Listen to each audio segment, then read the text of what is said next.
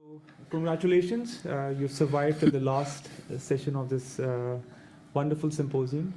In the last couple of days, we've had several wonderful talks and discussions around SME collaborations.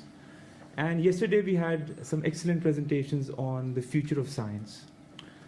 In this particular panel discussion, what we'll do is we'll put an AI lens on these two aspects, SME collaboration and future of science. And we have three amazing researchers, personalities who are going to make some comments on this topic.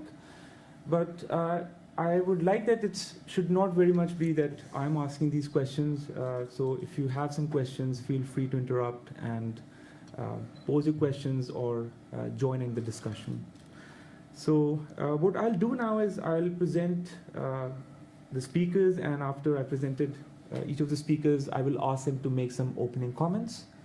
After we've had opening comments for all these three speakers, we'll open the floor for discussion. But as I said earlier, if you have some questions, feel free to raise your hand and join in the conversation. So the first speaker that we have is Fatima Vaphai. She is a star researcher at UNSW Sydney. She's the Deputy Director and Health Data Science Lead at the UNSW Data Science Center. She's also the founder and director of a proprietary limited company, Omniomics.ai, with the mission to develop and deploy AI technologies to enhance disease diagnosis and accelerate drug development. So big hand of applause for Fatima, and we'll ask her to make some comments. Thank you.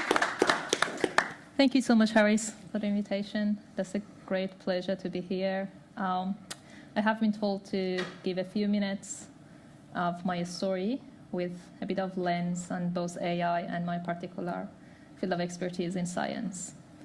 And then afterward, I would be very happy to take on questions during QA part of it. So I am, by background, by no surprise, a computer scientist. I had my PhD in artificial intelligence in 2011. That was basically a milestone year. That was the very first year that the very first deep learning model has been developed. And DeepMind, which at the time was led by Andrew Ng, was developed a new, we call it now, deep learning model that could recognize cats in YouTube captured images. That was the early sort of success in the field. But within the last decade, a lot has been happened, and now we see advanced, innovative AI models everywhere that we are going to further discuss during this panel discussion. About my particular field, after my PhD, I had this luck, I would say, that I have been exposed to some biomedical research groups. And I realized that there is a lot of need there, even at that age, which is like 10 years ago, for AI techniques to be able to decipher data that has been generated in medical and biomedical domain. So let's give you an example or particular sort of areas that I'm working on. Imagine of a blood test that simply and accessibly and affordably can diagnose cancer years before the current standard imaging technique can recognize cancer or can detect tumor that has been developed. Why that happen? Blood is in constant communication with all the cells, including tumors. And tumors, to get their nutrients from blood, they have two-way communication and spill over a lot of materials into blood. And now it is a very recent field. The concept called liquid biopsy is to look into blood instead of getting the biopsy from tissue that sometimes is very invasive, very painful, coming with side effects, and recognize that whether the tumor is emerging way before that is big enough that can be diagnosed, for instance, by imaging technologies or by tissue biopsy, because the tumor should be solid at the time. However, it's a very hard task. All the cells are spilling over a lot of material into the blood. So finding the signal And distinguishing that from noise is basically like finding needle in a haystack. And this is where AI come on the scene. AI can identify, like in principle, very subtle patterns and distinguish that from background noise. Can we bring this technology into the field of medicine and enable diagnosis with AI to have more sensitive predictions for the cancer among other diseases? Another area that I'm working on is in the context of drug development. Think about the regular drug development pipeline. It may take up to 20 years with over $10 billion investment that a single drug from lead identification phase will go to preclinical and phase 1, 2, 3, and 4 and comes into the market. Now, and you have seen, and I'm sure that you have heard during the pandemic, that there has been a lot of effort on drug repositioning to use the existing drugs like remdesivir and others that you have heard from and repurpose that for new diseases, whether emerging diseases or existing diseases. So these drugs are already in the market. They have been passed all the basically ethics and security and clinical trials. But we want just to repurpose that for new indications. Drugs have a lot of information attached to that, from their chemical structures to their mechanism of action, to the targets that they have, to the genetic signatures, how they are going to interact with different molecules within the body, which we call them their pathways, their side effects, their off-targets. All this information generate a huge sort of cloud around each drug, that we are going to mine them and developing some models that can basically identify new or basically align new indications to existing drugs. And also for combination therapy. Again, in COVID, you have seen that, and that is the case for a lot of diseases and complex diseases like cancer, that a single drug cannot be effective enough. Well, once we have combination of different drugs, we use the efficacy and we reduce the toxicity. But again, it's a combinatorial problem. The combinations is exponentially large. If you just consider two combinations and consider, let's say, 100 drugs, there is 2 to the power of 100 different combinations that you can test. Set aside the dosage that you can consider. Multiple dosages can be involved. Again, we developed AI models. We just recently developed a platform that can accurately learn from the existing combination therapies in clinical trials that they have been proven to be efficacious and identify new combinations that we didn't know before and have very good predictive power in that sense. These are some areas that I have been working over the last decade on that to use AI methods in the context of healthcare. I would be very happy to discuss why AI is essential in healthcare, but maybe I'll pass on to other speakers. I will discuss it further during QA. Sure. So you mentioned this aspect of healthcare. It's a very regulated industry. Yeah. And can you comment a bit on the challenges these regulations pose on applying AI research to these domains? That's a very good question, Harris. I think it's not just healthcare, but we are really facing with the problem of accessing to data. We all agree that data privacy should be preserved, but for AI innovations to be emerged, we need to have access to big data. And there is a lot of regulatory barriers in that sense for us to be able to get access to a large amount of data. Most of the data in that context are basically private, held by individual researchers or institutes where the government does not release them. Of course, it should be identified, and the government should think of the approaches to make the privacy preserved, but data access is an important issue that AI researchers are facing with now, how we can deal with big data, big medical data. Along the side, again, is once people would have access to data, or once big data would be available, there is another level of complexity that comes in: data storage, data privacy, data management systems. These are all very sort of complicated scenarios that institutes, for instance, at UNSW locally, we have research data management in place, and we are going to handle research data based on particular policies. But that needs to be centralized for us to be able to have cross-access across different institutes. For us, for instance, personally, I have collaboration with different institutes, but there is a lot of barriers when it comes to ethics and access to data.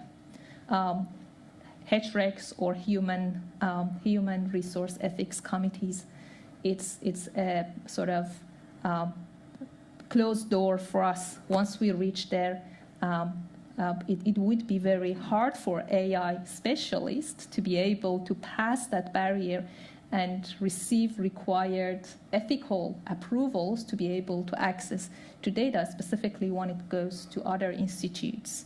And these are barriers that should be addressed. For instance, ethics committees for ages has been just focusing on individual studies. Now we need to think about that, how we can make these data accessible to others while it is de-identified and privacy is preserved. Thanks a lot for your comments, and thanks a lot for sharing your story. So before I move forward, if anybody has any questions for Vaphai, feel free to raise your hand. Otherwise, we'll just carry on with the flow, and I'll make an introduction for Xerxes. All right, so the next speaker we have is Xerxes Batiwala. He's the Director R&D Software and AI at Bionic Vision Technologies.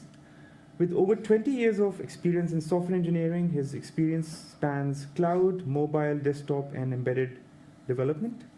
And at BVT, Xerxes leads the software and AI roadmap, bridging the transfer of technology between research and product development. Hi, thank you for having me here. So I probably won't be able to be as eloquent and as well-spoken as my colleagues up here, but I'll probably give you a little bit of a brief background of my experience, what we're doing at BVT, and then specifically how AI fits into that picture. And so I'm a computer science by qualification from UTS, and I've worked in a number of different industries and fields, from digital media through freight and also in medical devices. Before joining BVT, I was 10 years at Cochlear working on hearing implantables in the recipient and also in the clinical domain. So this is about understanding how clinicians, once the diagnosis has been made, how do clinicians actually fit and configure these cochlear implants? And then when a patient takes it home, how do we ensure that they're getting the best outcomes?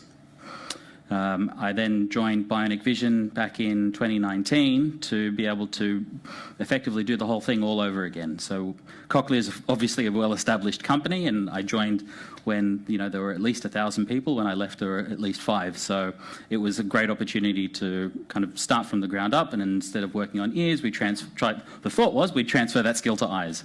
And as I was saying to Bill earlier, that actually eyes are notoriously complex, and it's quite a difficult problem. It's not quite as simple as stick this in the ear. So so right now what we're working on is a bionic implant for people who have a disease condition called retinitis pigmentosa. When we talk about indications, we're really kind of starting with one blindness indication, and it's the most prevalent inherited retinal disease today, with 1 in 4,000 people in Western countries, having this condition. The implant works by surgically inserting an electrode array behind the eye, and forgive me for anybody who's squeamish in the audience, there are no pictures, so thankful there at least.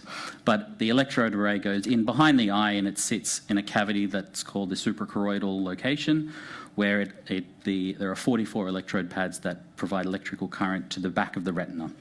There's an electrode lead that runs across the side, and then we have a stimulator on the top of the head. So it's almost exactly the same architecture, unsurprisingly, as a cochlear implant. Cochlear were quite involved in the research of this device as well. In fact, if I step back for a moment, research for the Bionic Eye Implant started in 2010. And so there's been research partners working from all across the countries and a consortium, including UNSW, Data 61, including University of Melbourne, to try and develop this technology. Anyway, fast forwarding to 2019, we're really focused on taking the medical device component and then commercializing it. And my interests specifically are in user-centered design and understanding human needs and how do we match the technology to fit. And so I want to bring that with the technology that the researchers have developed to be able to bring a solution to market. And that's really what we're looking at today. And up until, let's say, 2017-18, the state of the art for most of these patients was to use a camera system that would capture whatever's coming in from the world.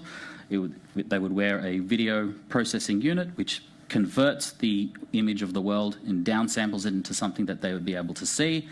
And that downsampled image is then converted to electrical stimulation, which is sent to the implant. And a lot of that processing on the video unit and the video processing unit was typically done using traditional models for computer graphics and for image processing. So these are statistical models, think of it that way. So really what we've identified is that we want to be able to do more. And our patients, that we have 4 patients today who have this particular implant, and they have access to effectively contrast type of algorithms, so they are able to sort through their laundry, they are able to look out at the sky and they can see the sun and they can see the shadows, but these algorithms aren't robust enough to be able to solve a lot of the quality problems of life that they have today. And that could be anything ranging from being able to cross the road, to catching the bus, to being able to have a conversation with somebody. Just on that particular point of conversations, one of the things that I find staggering is that a lot of people who are low vision or vision impaired struggle to make eye contact. And it's something that we take for granted. Even just sitting here, I kind of scan around to be able to make eye contact with individuals as we're talking. And it's about creating that connection. So what we're looking at is finding the computer technologies that are available to be able to improve our image processing and our ability to provide the patient with more richer information. And so obviously it's no surprise that deep learned methods and deep learned technology really is changing the way that we perform any kind of image processing or any kind of computer work in that space. So yeah, really our interests are in starting to understand what the scope of the space is like, and we've made steps in that direction. We have partnered with Data 61 and we're partnering with other universities as well to help us develop that deep learn pipeline for computer vision, and what does it look like for the next step in computer vision development so that we can build out a platform and a solution that helps these patients perform their daily activities of living. Thank you for your comments. Are there any other questions before I introduce Bill Simpson Young? We'll have plenty of time for questions later as well. All right, so our third speaker is Bill Simpson Young. He is the Chief Executive of the Grady Institute, which is a non-profit research institute that works to build ethics, accountability, and transparency into AI systems, something which Fatima briefly alluded to when she was talking about privacy and big data. So Bill has led R&D for global technology companies, including Canon and Unisys, and government-funded research organizations, including CSIRO and NICTA, and has been on executive teams of 3 leading Australian science and technology organizations, CSIRO, NICTA, and CSIRO's Data 61. So we're very pleased to have you here, Bill. Thanks, Harris. Look, these guys are a hard act to follow. Both of those, I just loved everything you guys said, and I'm not going to be able to be as impressive as they are. But I'll try and say some things that might be of interest. Just a bit of my background. So I started doing machine learning work back in the 80s. I was actually doing 2 things at the same time. I was doing a Master's in Cognitive Science at UNSW, and just at the time when neural networks first took off. And so I was studying at the time that, I don't know, people who know the history of neural networks may know the famous book, Rommel Hart and McClelland, Parallel Distributed Processing, PDP, came out in about 87, I think. And that was around the time I was studying, and I just got really into neural networks at the time. At the same time, I was actually working at Sydney University as a research assistant for Professor Ross Quinlan, who people may know of, who was sort of actually at the time was called one of the godfather, or the grandfather of machine learning. So he came up with a very famous algorithm called ID3, people may know, and then C4.5. So C4.5, I actually worked on writing the code as part of C4.5 for Ross, and that was quite notable at the time. What it did was you actually, and it was called machine learning, and my job description had machine learning in the job description in '89. So machine learning isn't new, but it was very different back then. And so what the code that I was writing would take, you'd get a whole bunch of data. You would use information theory to build a decision tree from the data, and then once you have that decision tree, you could then prune the decision tree to be more compact, and then you could generate production rules from that. So you actually generate from data, end up with a rule-based system. And it was quite, for its time, it was quite, I mean, I'm not taking any credit for this, it was all Ross, I just was writing code. But it was probably, I think it was the world's first commercially used machine learning system, if not the first, at least one of the very first. And it was actually used commercially for many, many years, and I think it's still around. I mean, C4.0, it was open source code, but Ross took it commercial as well. But it was quite interesting at that time because neural networks was already starting to happen, in the late 80s, and the decision tree-based machine learning was sort of the standard machine learning approach, and there was a real the people in that field didn't think that neural networks would ever be a thing. There was some signs it might work, but a lot of the early neural networks just weren't very successful. It wasn't until, as Fatima said, it wasn't until really deep learning came in that things just went crazy. But it was always interesting, the two quite different approaches. The decision tree approach was all very statistics-based. It was all very pretty much traditional, well, information theory based. Really. I've had a career where I've been in research and development the whole time, always at that juncture from research into building product, working in R&D labs like Canon's R&D lab and Unisys's R&D lab, but trying to make products from research. And so I've always really enjoyed that, being in that space. The particular work we're doing now with Gradient Institute, that comes, and machine learning was always there somewhere, right? There was always, I did a lot of work in computer vision at Canon's R&D lab, and machine learning was part of a lot of things we did, and getting more and more sophisticated as time went on. But with the current organisation, Gradient Institute, the background to that was a bunch of triggers, but one of the key triggers was, I was at Data 61 at the time, leading the engineering development team, which some people here were or are in. One of our teams were a bunch of people with PhDs in machine learning who were very good practitioners and researchers in machine learning. And one of the teams was spending a lot of time in government agencies. They get brought into government agencies when things went wrong. So government agencies might be doing some machine learning and they'd have problems, and then this team would go in. And one of the team was sitting down one day writing some code, and when you're doing anything with data, with machine learning, with anything with data, data's messy. Data's much messier than people realise. Everyone thinks, data's clean. Of course, it's very messy, and so there's always missing data. And if there's missing data, you need to have a way of working out what that data, putting in some data instead of the missing data, what's called imputation of missing data. There's lots of different algorithms from statistics and machine learning for imputing missing data. However, the choice of the algorithm actually matters. And what this guy was doing, he was writing code, and he realised, my choice, I have to choose an imputation algorithm. Which one am I going to choose? And then he realised that his choice of imputation algorithm would actually affect tens of thousands of people in how much money they got in this, in their payouts. And he thought, hang on, I as a data scientist and software engineer should not be making this decision. This should be a high-level decision at a policy level. But yet the language that I'm using, no one who's deciding policies does.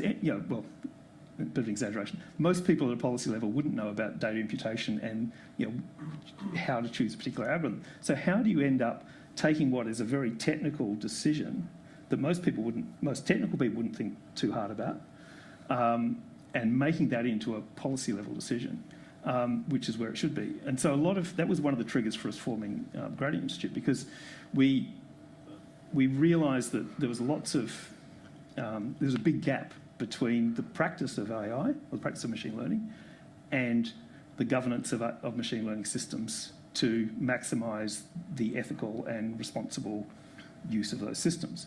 And so we started the organisation with one of the main focuses, not the only one, but one of the main ones, to try to bridge that gap. So a lot of the work we do is actually on building techniques and tools that help raise technical issues to a non-technical decision-making level.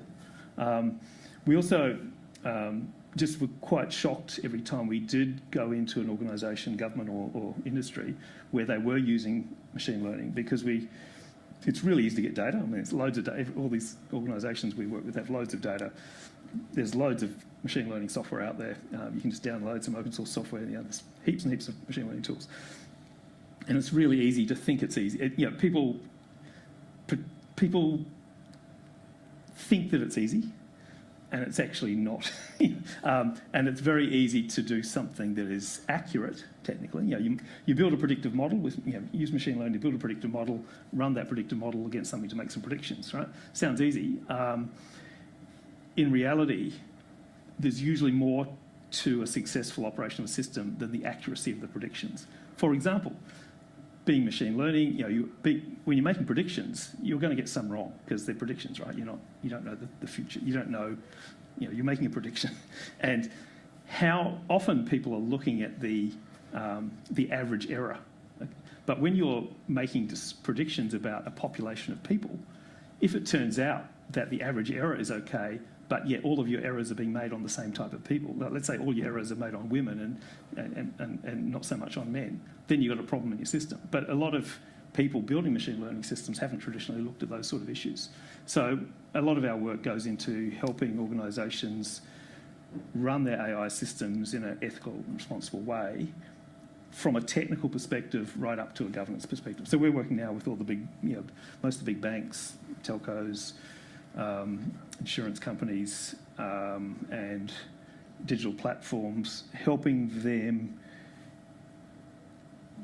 reflect, articulate their ethical intent, but map that ethical intent down onto the way in which the systems operate, and then monitoring the systems so that they operate according to that. And so we do research in that area, we do training in that area, and we do a lot of influence of government policy in that area as well, and both in Australia and overseas.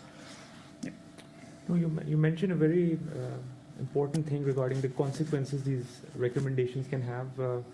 Recently, I saw this news on that there was some recommendation on Amazon for some search somebody did, which was related to suicide, and then the same person was getting even more refined and precise recommendations which were related. So it's very important that these considerations are taken into account. One other thing that you mentioned was ethical and fair, and this is something which is related to yesterday's presentation on privacy, and there were quite a few slides on how to formalize privacy.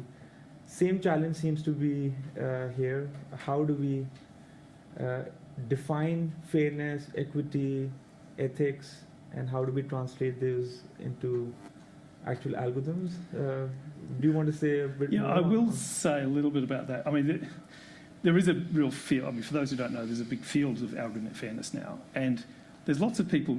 It's funny, because there's lots of ethical considerations in systems.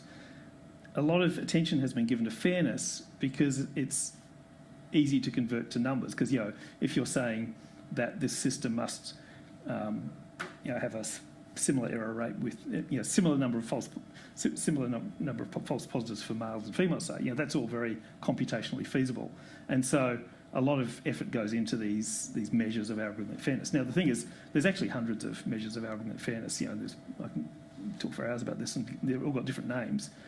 But the reality is, and people, there's lots of tools now, lots of software tools now for algorithmic fairness, and IBM have got some tools, Microsoft have got some tools, everyone has some tools.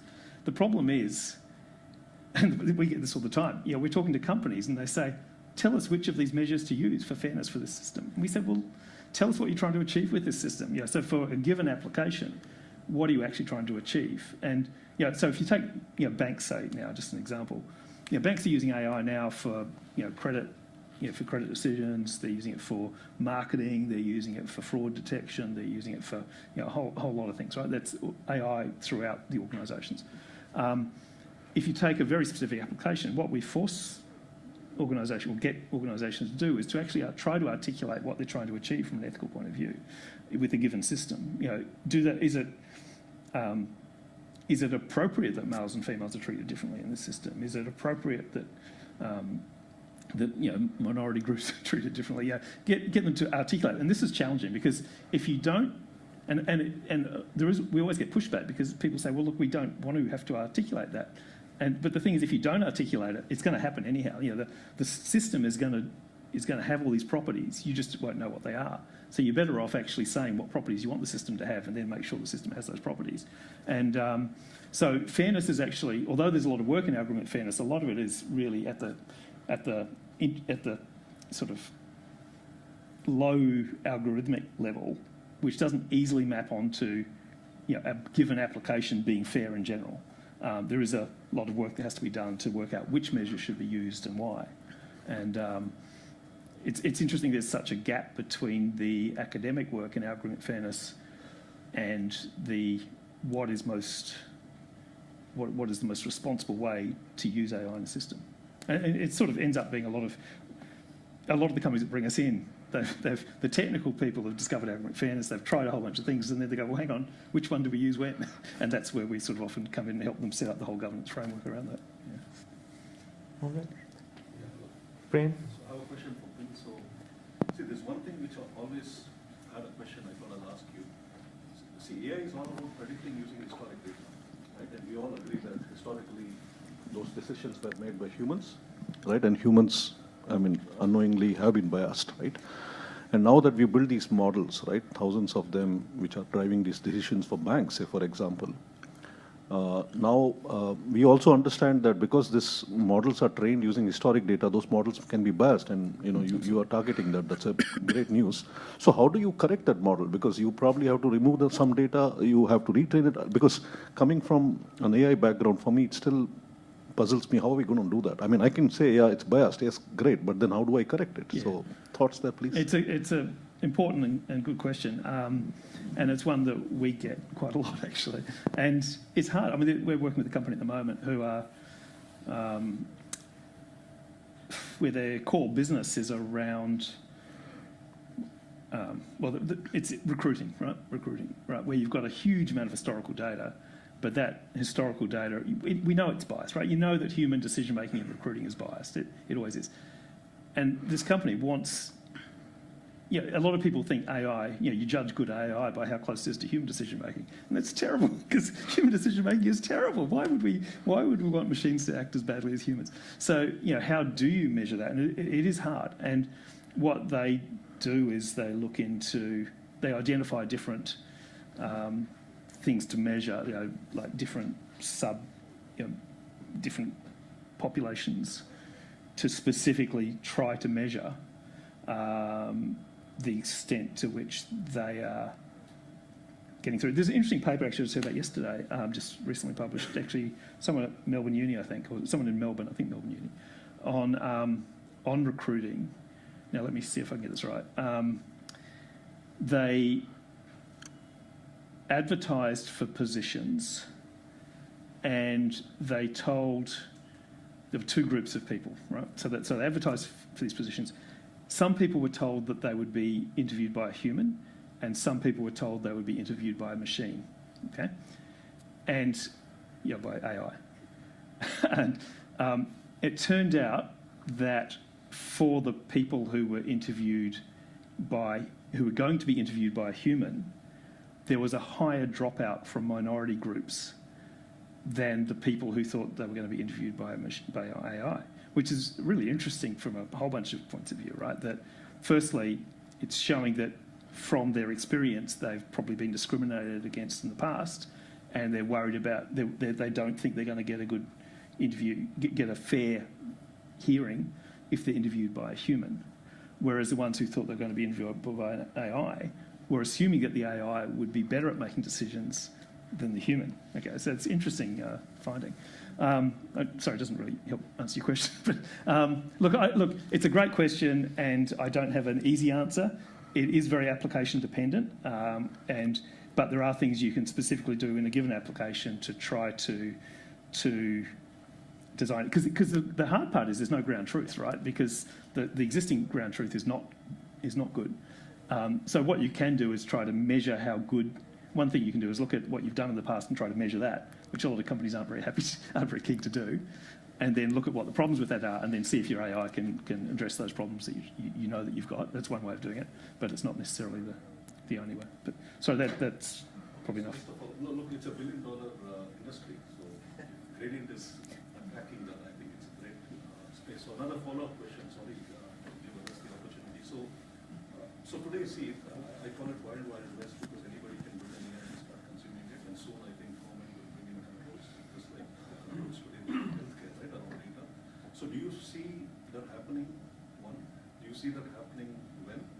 Are you influencing that? And probably the last one, do you think that might stop the innovation? Because today everybody here is probably build an AI model. So yeah, just throw it open to all. I could say something, but I've spoken a lot. If one of you guys wants to say something. Yeah, I can comment on that. So that's a very sort of controversial question. So, big AI leader is not yet an agreement on where we're going to go and whether the machine intelligence will beat the human intelligence or invade us or not in the future. That's a very debatable question. But what I can bringing down from a philosophical vein to more practical sort of perspective, particularly in the area that I'm working.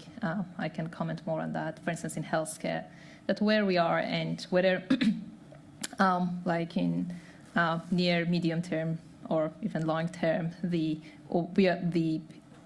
machine intelligence will replace all the doctors and practitioners. And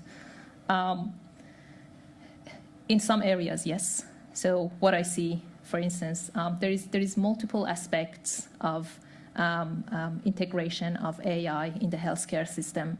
That would be from the molecular data to image recognition, voice recognition, integration or fusion of different types of data, different medical, electric medical records, or different sensors that now Fitbits and etc. So, we can collect a lot of information that by no means they are even understandable or comprehensible by humans. So first, AI is going to open up an aspect that was unreachable beforehand by human. In my field, for instance, we are working on molecular data. The advanced sequencing or molecular profiling technologies now can measure millions of molecules from millions of cells across a single sample.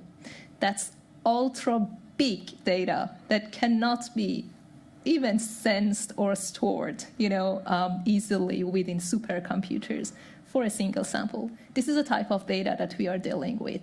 So AI is opening up, along with other technologies in par with that, like biotechnologies is advancing very rapidly in biomedicine field.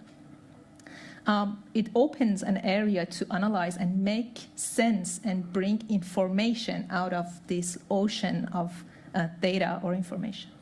This is data that is completely intact, and that would be like the territory of AI, I would say. But there are other fields that practitioners for ages has been working on that. For instance, pathologists looking on pathology images, or radiologists looking into MRIs or CT scans. We now see that machines in a lot of coming up cases are going to beat practitioners. how they are going to measure that is subject to question, because at the very end, your gold standard has been labeled by humans. Okay, so how we are going to say that this is cancer or this is, for instance, pneumonia versus COVID? There is a panel of practitioners that has been decided on that, and then that would be the gold standard. So there is a bit of sort of vicious cycle there, that how we are going to evaluate machines. But there is no doubt that machines are now very accurate in medical image recognition. We are going very fast in that space. So if a radiologist's role is just to diagnose, for instance, cancer or pneumonia or any other abnormality from an MRI, that could be replaced, I would say. So this is where we should think more innovatively for human intelligence workforce as well, that what we can do it would be complementary to what machine can do or can be automated. Okay, so one of the themes is future of science, but let me just go back to the future of AI. All of you mentioned how during the 2010s, deep learning has dramatically changed the story. Can you comment on some of the limitations which we might encounter in the future, or is it going to be an exponential trajectory in all respects? I might just say something as a follow-on to what Fatima just said, which highlights a problem with current machine learning. So she was talking about pneumonia, for example. Now, there's a lot of people when they apply machine learning in a really, in the simple way that people often apply machine learning. There's a paper about this which shows that if you take predictions, you take a medical image of someone with pneumonia and you predict the likelihood of them having pneumonia.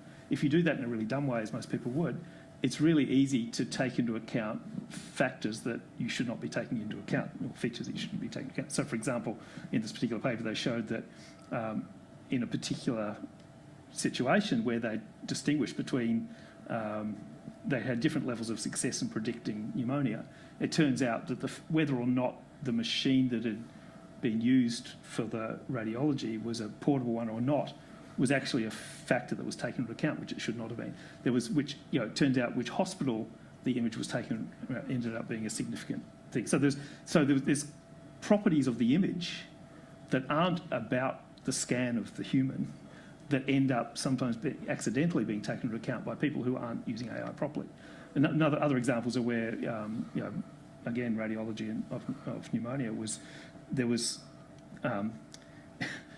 a classifier was built that ended up distinguishing, being very successful at distinguishing the successful from the the ones that had pneumonia from the ones that didn't have pneumonia in the test data. But it turned out that was because the ones that were positive cases, the radiologist had written something on the X-ray, and that was being taken into account in training the algorithm. Anyhow, the point I'm saying is a lot of machine learning, that level above the machine learning, where there is better human consideration of the context, because data is always captured in a context, and often people think that they're using raw data when there's no such thing as raw data. Raw data is not a thing. Data is always captured in a context for a reason. There's always bias, there's always skews, there's lots of things in the data that somebody who's using that and assuming it's raw data wouldn't necessarily be able to, wouldn't necessarily deal with appropriately. So trying to take machine learning away from just being the pure, pattern recognition, grunt force algorithm with data and bring it up a level so that people are thinking about the whole context in which it's being used, I think is a really important thing that needs to be done in the future. It's starting to happen, but it still is a lot of techniques and tools that don't exist yet that should exist to bring machine learning up to take into account the context more.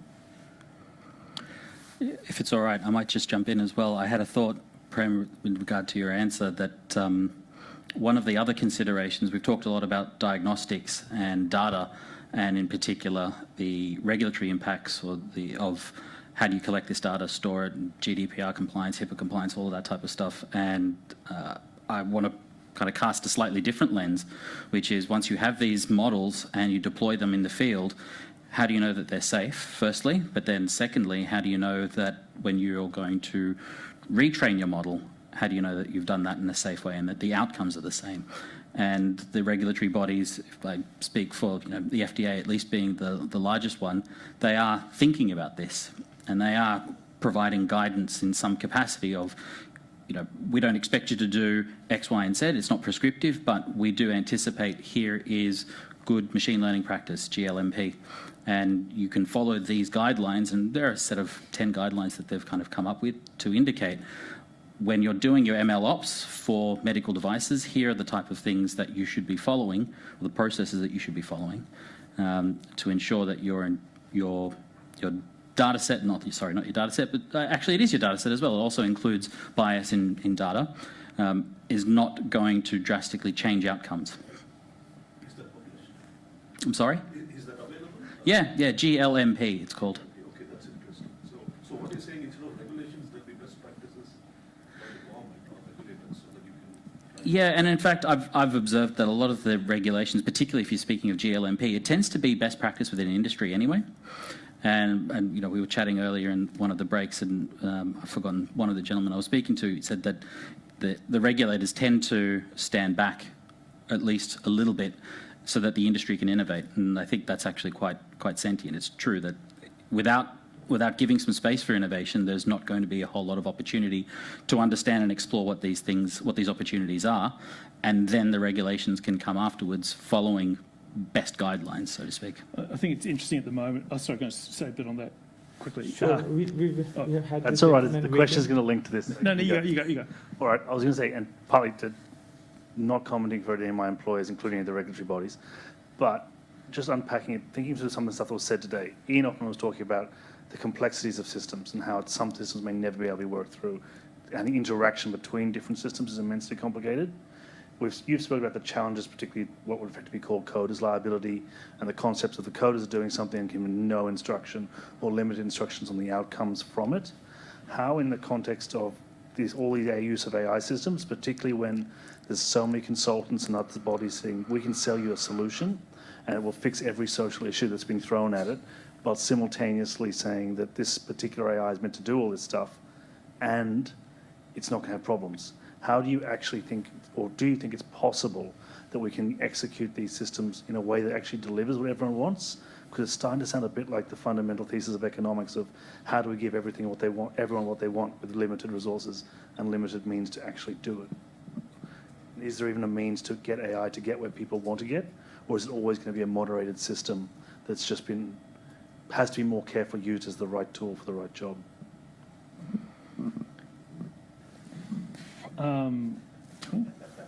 Yeah, go ahead. I think Okay. it's relevant to- Maybe this isn't going to answer your question because I don't really know the answer, but I will say something that's relevant, I hope. There is, as some people here may know, there is currently a consultation going on that Department of Prime Minister and Cabinet are running with submissions due by the 20th of May. I encourage anyone to sorry, 22nd? Yeah? 20th, isn't it? 20th of May. Move it to after the election. Oh, 22nd. Okay. Yeah, anyhow, 22nd.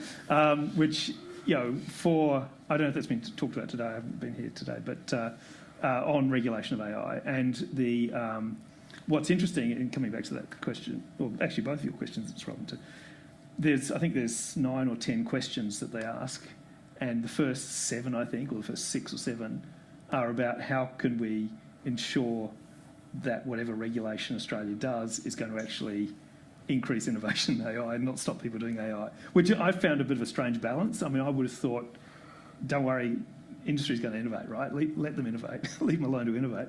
And I would have thought trying to protect some of the harms, because there's lots of harms from AI and lots of possible harms from AI. And I would have thought there was more of a focus on the harms. But it was interesting that I think the last 3 questions are really related to how do we sort of avoid the harms to society that could happen from AI.